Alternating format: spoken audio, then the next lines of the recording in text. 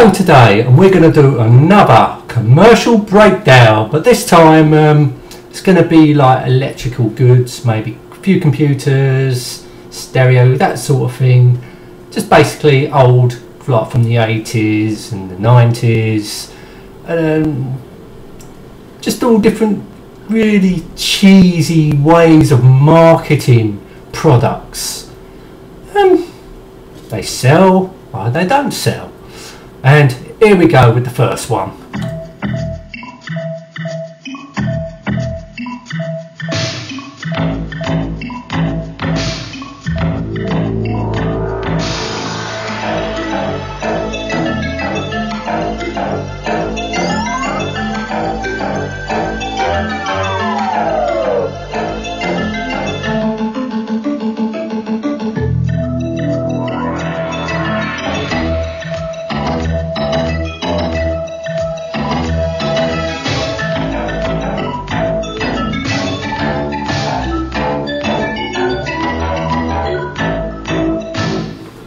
The Sinclair ZX Spectrum.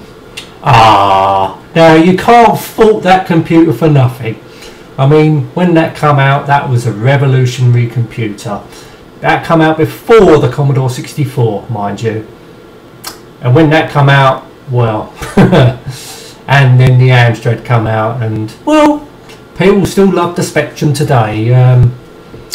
I can understand why. Well, I can't. It's besides the point, isn't it? But no, you can't knock the Spectrum, even though Amstrad brought it out because Sinclair did make a shitty computer and it didn't sell. I think that was the QL or something. Could be wrong, but I think it was the QL, and they went bankrupt or no. Amstrad brought them out. That's right, because of the failure of the QL. I think it was just trying to be a 16-bit computer. Didn't work. Oh well, what can you do? And here's to talking about Commodore 64. Here we go. Are you keeping up with the Commodore? 'Cause the Commodore is keeping up with you. The Commodore 64, now in a home family pack. A family pack containing the world's #1 selling home computer, a data cassette and joystick, a comprehensive teach-yourself program, plus 3 additional software packages. The Commodore Family Pack, now available from your Commodore dealers and major retail stores. Now that's value for money. Are you keeping up with the Commodore? 'Cause the Commodore is keeping up with you. Are you keeping up with the Commodore, or is the Commodore keeping up with you? Well, not anymore it isn't, because the problem is, when the Amiga died out, unfortunately, they didn't see the progression of the fucking PC. I mean, the PC in the 90s, I think it was about 93, they started evolving with the graphics card, with the CD-ROM coming. No, it didn't have couldn't put a graphics card in it just yet. A sound card, sorry. So the PC was evolving, but Commodore didn't see that one coming, did they? So, no, the Commodore is no longer keeping up with you because they've gone fucking bust. Oh dear, it is unfortunate because they did make some good computers like the Commodore 64, fantastic computer. The Amiga, fantastic computer. VIC-20, well, anyway, it was alright, come on, it was alright for its time.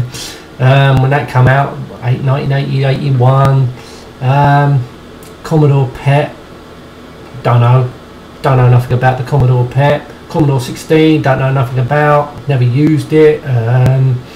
What else was there? Commodore 6, no, I said the Commodore 16, plus 2, what the hell was that? Commodore 128, never seen one. Yeah, good computers, but unfortunately they didn't move with the times because they never saw the PC progressing, and with all these later game consoles. And what really pissed me off, well, it didn't piss me off, what I thought was stupid of Commodore, when they released their game system, the GS, the Commodore 64 GS. What a load of crap. What was the point in that? There was no difference between the no different real components. It used the Commodore 64's main board, with no keyboard, no tape, just a cartridge. But the problem was, you couldn't play the games on it half the time because they needed a keyboard or something. Nah, that was a really piece of crap. That was the Commodore 64 GS. Sorry, Commodore 64 computer itself, a brilliant computer, really, really great, and I was glad to even own one. Really pleased with that. Happy. They were good days. As talking about game consoles, there's one from Amstrad. On main viewer now, Captain. It appears to have dual control pedals. Plus, it's powered by ROM cartridge. Scan reveals lifelike picture. Plus, stereo sound. Captain, where did that thing come from? The GX4000 games console from Amstrad at 99 pounds. Where else could it come from? Where else could it come from? It could only come from one place. Out the back of Alan Sugar's fucking arsehole. That's where it came from. Look, don't get me wrong. It was a sleek looking games console. The problem was, it came out too late. It came out way too late. It came out in 1990. And this was a time when the Amiga was out in full swing, doing very well for itself, and 16-bit game consoles were about to come. And what did Amstrad do? Go out and release a fucking 8-bit console. We didn't have no fucking chance, did it? I'm sorry, but 8-bit gaming was fantastic. Absolutely brilliant. Enjoyed it every bit of the 80s of 8-bit gaming, and 90s of course. But things were changing. 16-bit was coming, like the Sega Mega Drive was coming. The Super Nintendo was coming. I mean, Nintendo and the other one, Sega Master System, was it? Yeah. I mean, they're already out. So I think about a year before, I don't know when they came, 88, 89 was it? Alan Sugar should have realised 8-bit was coming to an end. The 90s was here. The 90s was coming. Well, I think it came out Christmas 1990, I believe. Could be wrong, but it was 1990. 16-bit was coming. 16-bit was there. The consoles were coming. Don't release a fucking 8-bit console. That was just stupid. Nothing wrong with the console whatsoever. It was a sleek looking machine. I could tell you, I've never seen one, but it was a damn sight better than the Commodore 64's game system. At least there was advances with the GX4000. But the problem was, no one wanted to make games for it. I think there was only about, what, 30 to 40 games released for that thing. Wasn't the console's fault. It was Alan Sugar being a complete prat and releasing an 8-bit gaming system where everything was going 16-bit. And that's where he fucked up. Unfortunate, well, not unfortunate, it was unfortunate for him, and it was unfortunate for all the people that went out and bought it. Luckily I didn't buy one. Wasn't going to buy one, but I was going to buy the Amstrad 464 Plus. Unfortunately they ran out of stock, or they didn't stock it, or something like that. I was going to get one, but they didn't have him, so I ended up getting the Commodore 64 instead. So that's where, you know, after that, shortly, 16-bit was round the corner. I got the Amiga 500, and that's enough of that. On to the next commercial. The Amstrad Studio 100 is new. It's a hi-fi with twin tape decks too, 2 speakers and a radio. and a 4-track recording studio. A 4-track recording studio. You can mix reverb and bass. You can be a DJ or get demos made. You got inputs, outputs on every hand. 4 mics, 4 stands, and a pair of cams. For £299, You can have a hi-fi. or make your own sound. It's a hi-fi. It's a studio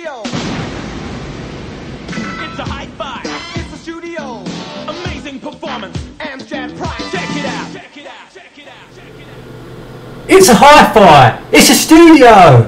It was a piece of shit. Because I know my dad bought one of those back in, I think it was the late 80s, I think it was. My dad bought one. It was the biggest load of shit I've ever seen. Well, he even said it was himself, it was crap. It was a shit recording studio basically, and he had 4 tracks because it used the cassette as a 4-track recording studio because it's got four tracks on a cassette, if you didn't know that. Stereo one side, stereo the other side. If you put it in one deck, it had a 4 head thing, so you could record an whole entire 4-track on one side of a cassette. But it was a load of shit. It bloody made horrible hissing noises. The mics that come with it were crap. Utter shit. And Alan Sugar could stick that back up his arsehole, because that was a terrible fucking studio. Really shit quality. Enough said. And talking about Amstrad, as we're going to continue with the bandwagon of Amstrad, here we go. Take a video recorder and double it. The result is the Amstrad Double Decker, just £399. The Amstrad Double Decker. I had one of them. Weren't a bad video recorder. Had all the stuff like a video recorder, but double. But after a while, typical Amstrad, the quality started going downhill. Wasn't stereo, only mono. But it wasn't really bad. I mean, I think I had it for a few years and I sold it. But it was Amstrad. So you're not going to expect quality. I mean, the computers were great. But I don't know, I even had one of them satellite receivers when they first started, with the big dishes when they first come out. That started fucking up after a while. Yeah, weren't bad. Done me proud. As we get to the final commercial today, and enjoy. When fed with true facts, personal computers are impartial. So we fed Apple, Commodore, Sirius, IBM, and Olivetti with 4 important facts about each other: their speed, their memory size, their graphic ability, and their bit power. Then we asked each computer to put all these facts together and choose the best performing computer. The Olivetti chose the Olivetti, and so did the Apple, the Commodore, the Sirius, and the IBM. Given these facts, even a human would choose it. The Olivetti M20. Olivetti, bloody hell, whatever happened to them? Eh? Fucking Olivetti, shit. They probably went bust because they was up against what, Apple, Commodore, Sirius, whatever they were. Never heard of Sirius. And the IBM. Bloody hell, you had a lot of competition back then. Well, obviously IBMs are still with us, because everything now, if you've got a PC, everything's IBM compatible. Apple is still around. Would never own one because they're too expensive and just generally don't like them. Well, I suppose they're alright, but I've just never used one. Never interested me to use one, because what's the point if you've got a PC and the software, you can get software for it at least. So everything, they were saying the Olivetti M20 was the best. Well, it could have been the fucking best because they ain't around anymore, are they? Nice Commodore, but at least they lasted longer and produced some good machines. Yeah. as we're going to conclude this commercial breakdown today. Thank you so much for watching, if you've bothered, and I hope I haven't offended people saying bad things about a certain product. If so, oh well, can't help it, you know, that's me. And you take care, maybe do another commercial breakdown in the future, and goodbye.